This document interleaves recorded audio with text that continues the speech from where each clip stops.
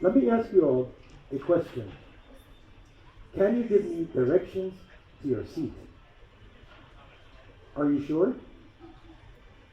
I mean directions we will hand over to a stranger many years later after most of the seats here have been removed and the place has been rearranged. Will she or he still be able to find the location of your seat? When they read something like the third seat on the left in the second row, what will that mean to them when there are no longer any rows of seats? This was a situation I found myself in several years ago. But instead of seats, I was looking at homes and various landmarks in the valley of Mecca during the lifetime of Prophet Muhammad alayhi salatu wasalam, from 571 up until 632.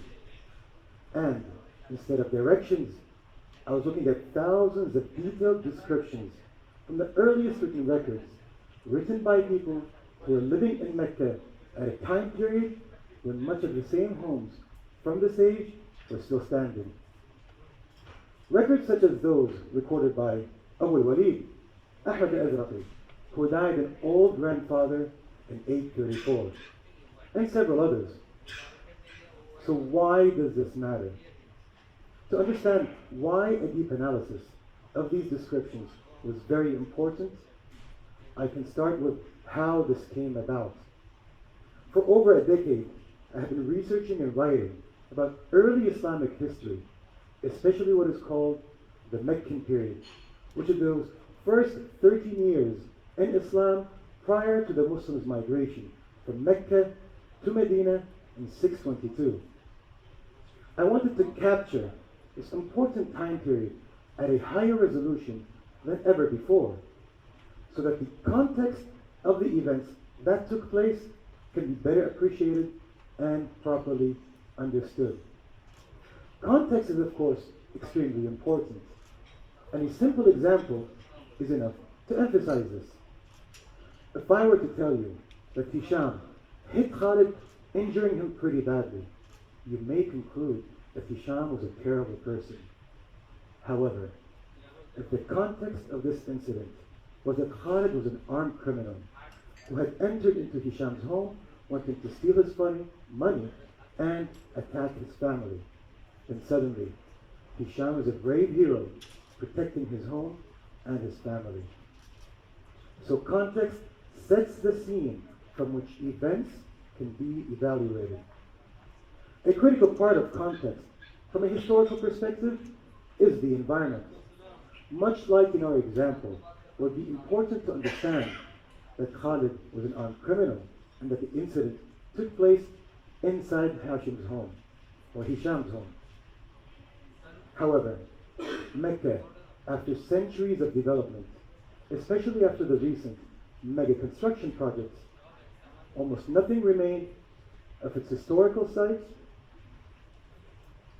especially after the recent mega construction projects, which are important to help facilitate and host for the millions of pilgrims who go to Mecca for pilgrimage every year during Hajj season. Almost nothing remained of its historical sites except a few critical landmarks, such as the Kaaba, Mount Safa and Marwa, which are important for certain religious rituals. So after writing hundreds of pages, desperately wanting to preserve and present historical Mecca for the benefit of all future generations interested in this time period, I was still unsatisfied. In fact, the larger the book became, the less user-friendly it seemed for public consumption. But then, an old proverb came to mind. A picture is worth 1,000 words.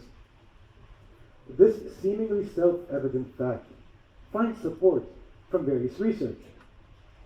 For example, Dr. Pauline Diwan, in an article titled Words versus Pictures, states that pictures facilitate learning by providing clarifying examples, extra-lingual information, context for interpretation, and redundancy which aids recall. Basically, a more vivid understanding and a better memory of that understanding. The research is well established on this, and a paper published in the Journal of Education and Practice explains that people generally remember 10% of what they read, 20% of what they hear, but 30% of what they see. Even better yet, 50% of what they both hear and see. Much like what's happening now, where you have read the information, heard me say it, and seen it illustrated in this chart. This realization launched another 2 years of further research and analysis to produce a massive educational shortcut, never before fully exploited for early Islamic history.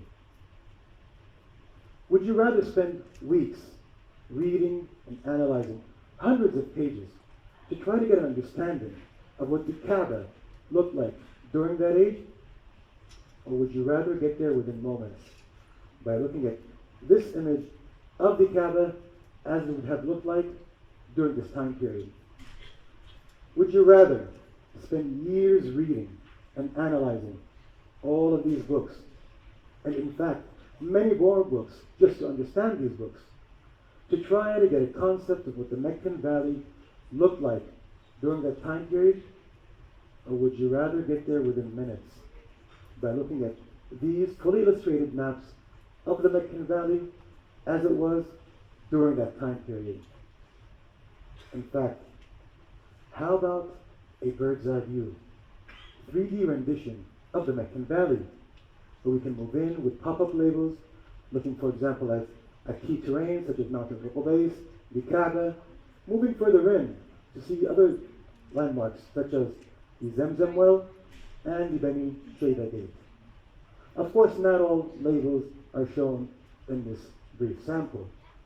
However, as you can see, we can go in to look at key landmarks, moving further north to highlight even more key terrain. In fact, we can target a specific home, zooming in with a pop-up to have a look at the exact layout of that home. This, of course, is a speeded up version for the purpose of our demonstration. However, the point is, this achieves within minutes what otherwise would have taken years of research. The short-term results have already been various contests from different establishments from various countries who want to use these maps in their books and in their lectures.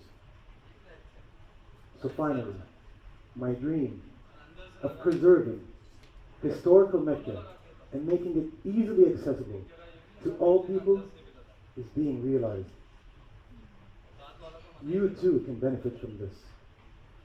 If you have a dream, an idea worth sharing, or research you have spent years developing, I urge you to find a way to encapsulate it within images. It will bring your work to life, and more importantly, it will make it more memorable. Thank you.